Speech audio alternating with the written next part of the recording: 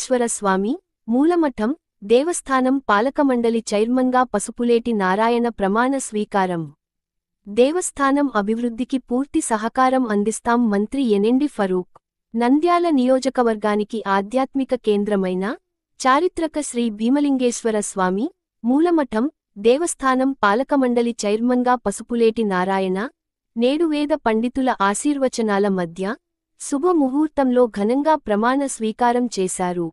ఈ కార్యక్రమానికి ముఖ్యాతిథులుగా ఆంధ్రప్రదేశ్ రాష్ట్ర న్యాయశాఖ మరియు మైనార్టీ సంక్షేమ శాఖ మంత్రి ఎనెండి ఫరూక్, నంద్యాల టిడిపి జిల్లా ప్రధాన కార్యదర్శి ఎనెండి ఫిరోజ్, ప్రముఖ న్యాయవాది టిడిపి రాష్ట్ర రావు హాజరయ్యారు. అనంతరం నూతన చైర్మన్ పసుపులేటి నారాయణకు, సభ్యులకు అభినందనలు తెలియజేశారు. ఈ సందర్భంగా మంత్రి ఫరూక్ మాట్లాడుతూ పవిత్రమైన శ్రీ భీమలింగేశ్వర స్వామి దేవస్థానం అభివృద్ధికి రాష్ట్ర ప్రభుత్వం తరఫున నా పూర్తి సహకారం, తోడ్పాటు ఎల్లప్పుడూ ఉంటుంది. నూతన పాలకమండలి చైర్మన్ పసుపులేటి నారాయణ నాయకత్వంలో భక్తులకు మరింత మెరుగైన సౌకర్యాలు అందుబాటులోకి వస్తాయని ఆశిస్తున్నానని, ధర్మ పరిరక్షణకు, ఆలయ సంస్కృతిని కాపాడటానికి అందరం కృషి చేయాలన్నారు. నూతన చైర్మన్ పదవీ బాధ్యతలు స్వీకరించిన అనంతరం చైర్మన్ పసుపులేటి నారాయణ మాట్లాడుతూ, ఈ అవకాశం కల్పించిన ముఖ్యమంత్రి గారికి మరియు మంత్రి ఎనెండి ఫరూక్ గారికి ప్రత్యేక కృతజ్ఞతలు తెలిపారు. భక్తుల సౌకర్యార్థం దేవస్థానంలో మౌలిక వసతులను యుద్ధ ప్రాతిపదికన మెరుగుపరుస్తాము.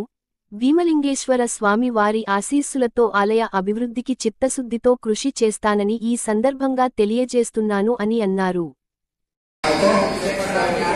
నిర్భయుడై దేవాలయం యొక్క అభివృద్ధియే దృక్పథముగా ఉంచుకొని ఆంధ్రప్రదేశ్ ధర్మాదాయ హిందూ దేవాలయ సంస్థల విధులను గూర్చిన 1927వ సంవత్సరం చట్టం ప్రకారము దానికి సంబంధించిన నియమములను అనుసరించి వర్తించగలవాడని దైవ సాక్షిగా మనస్సాక్షిగా ప్రమాణం చేయుచున్నాను.